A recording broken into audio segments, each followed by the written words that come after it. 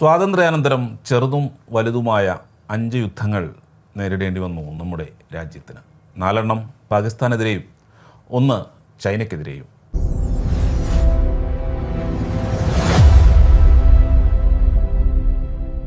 India പിറന്നു വീണ് മാസങ്ങൾക്കുള്ളിൽ നമുക്ക് ആദ്യ യുദ്ധം ചെയ്യേണ്ടി വന്നു.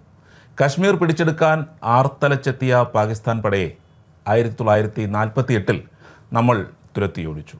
1962 ചൈനയ്ക്കെതിരെ നമ്മൾ ധീരോദാത്തമായി പൊരുതിയെങ്കിലും യുദ്ധത്തിൽ നമുക്ക് പരാജയം നേരിടേണ്ടി വന്നു.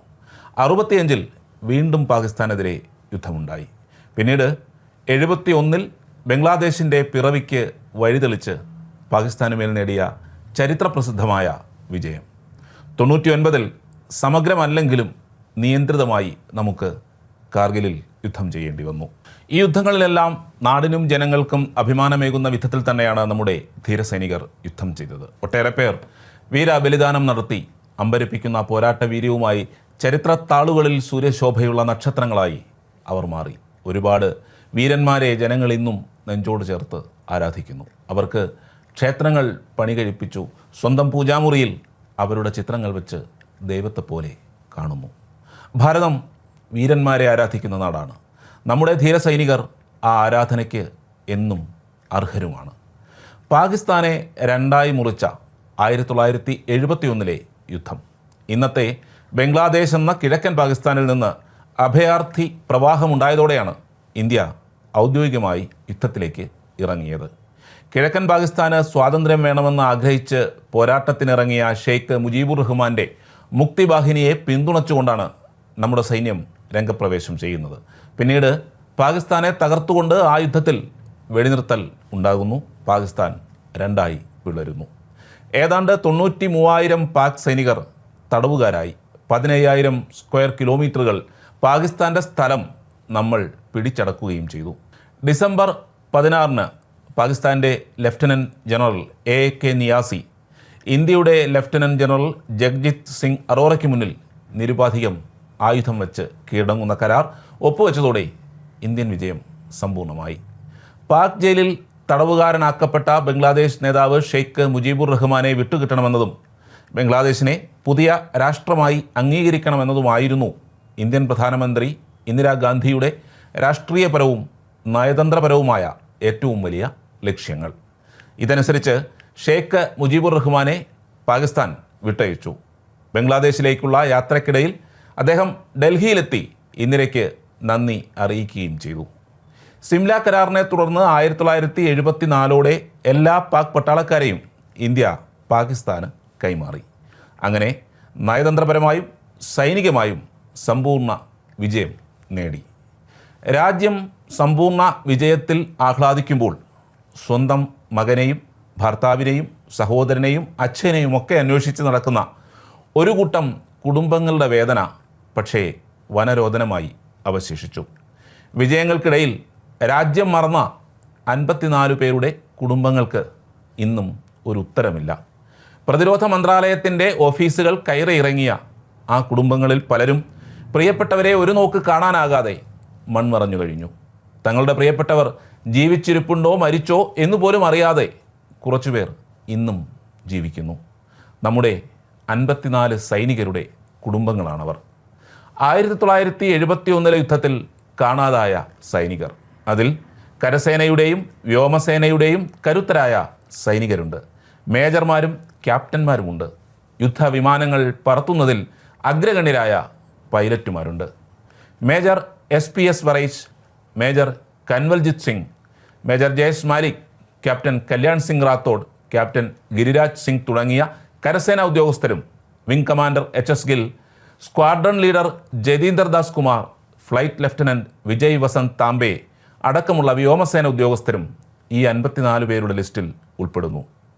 നിലമ്പൂർക്കാരനായ മലയാളി ഫ്ലാഗ് ഓഫീസർ KP മുരളീധരനും ഈ കാണാതായവരുടെ പട്ടികയിലുണ്ട്. 1971 യുദ്ധത്തിൽ കാണാതായവരെക്കുറിച്ച് കൃത്യമായ വിവരങ്ങൾ ലഭ്യമാകാഞ്ഞതും യഥാസമയത്ത് അവരെ പ്രിസണർ ഓഫ് വാർ ആയി ഇന്ത്യ പ്രഖ്യാപിക്കാത്തതുമാണ് ഇവരുടെ തിരിച്ചുവരവിന് വിലങ്ങതടിയായത്.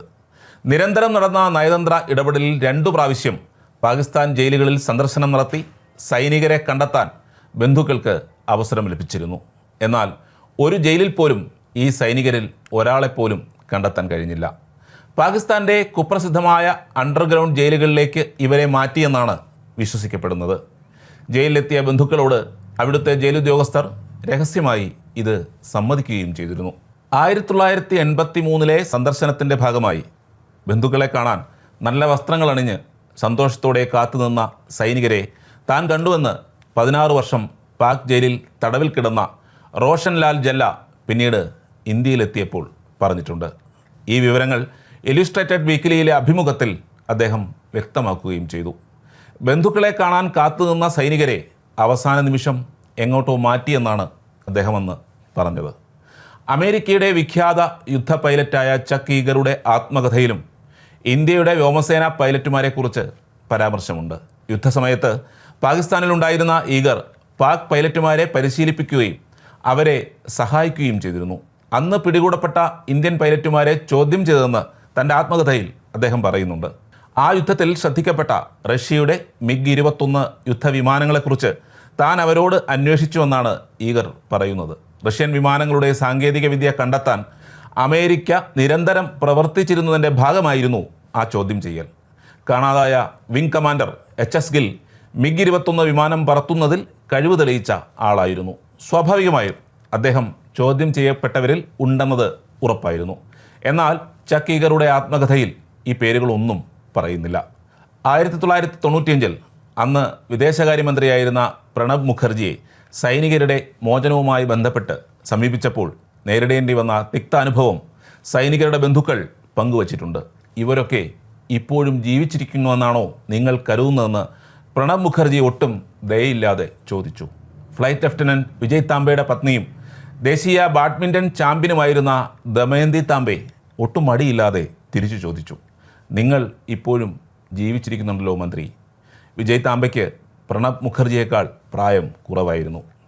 അടൽ ബിഹാരി വാജ്പേയി 1977 മന്ത്രിയായിരുന്നപ്പോഴും പിന്നീട് 1999 പ്രധാനമന്ത്രിയായിരുന്നപ്പോഴും പാകിസ്ഥാനുമായി ഈ വിവരങ്ങൾ ചർച്ച ചെയ്യുകയും ഇന്ത്യൻ സൈനികരെ വിട്ടയക്കണമെന്ന് നേരിട്ട് ആവശ്യപ്പെടുകയും ചെയ്തു.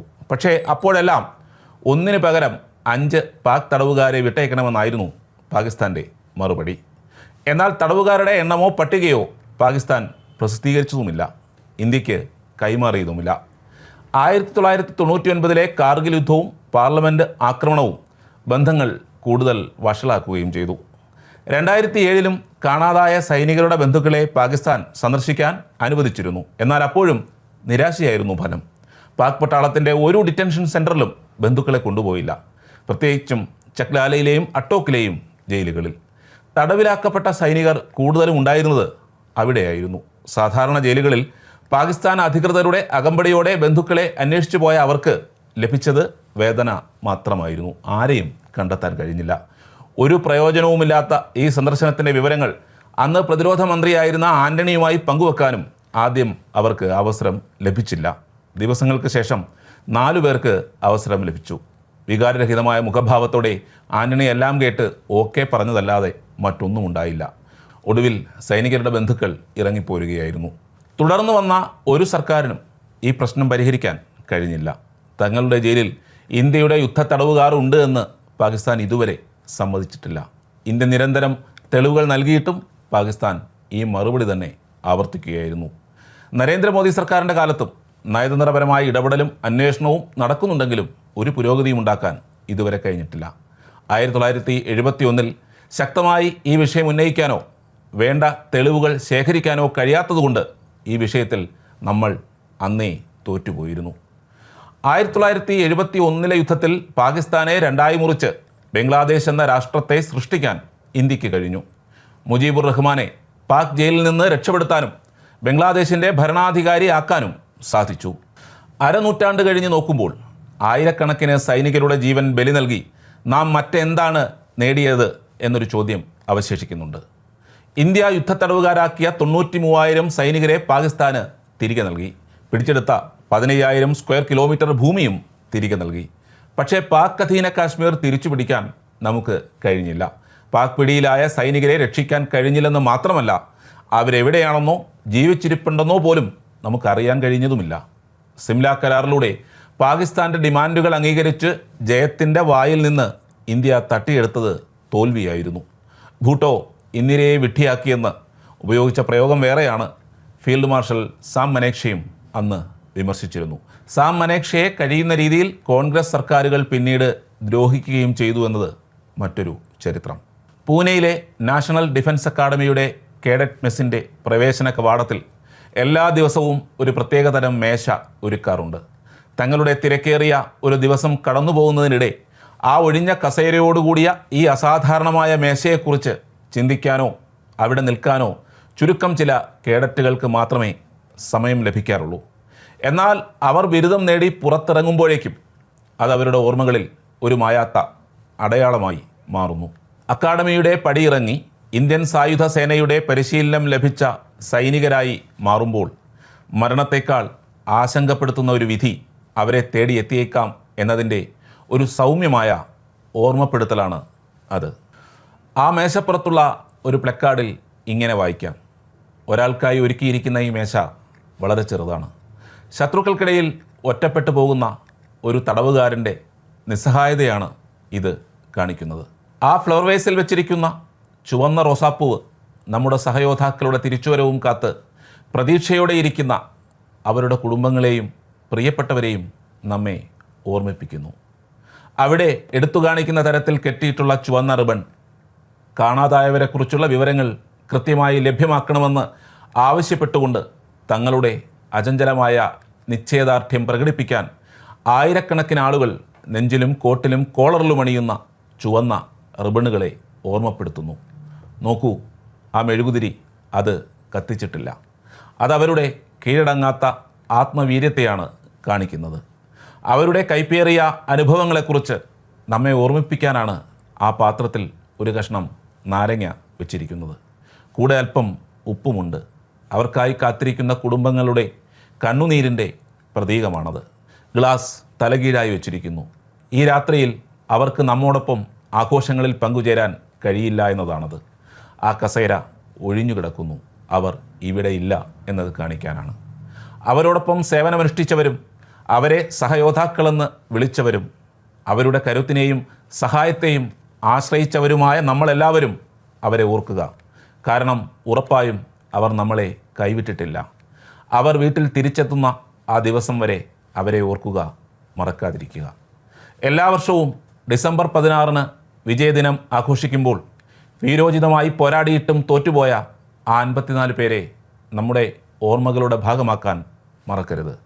ധീര സൈനികരെ, നിങ്ങൾക്ക് ഈ നാടിൻ്റെ കൂപ്പുകൈ. ജയ് ഹിന്ദ്.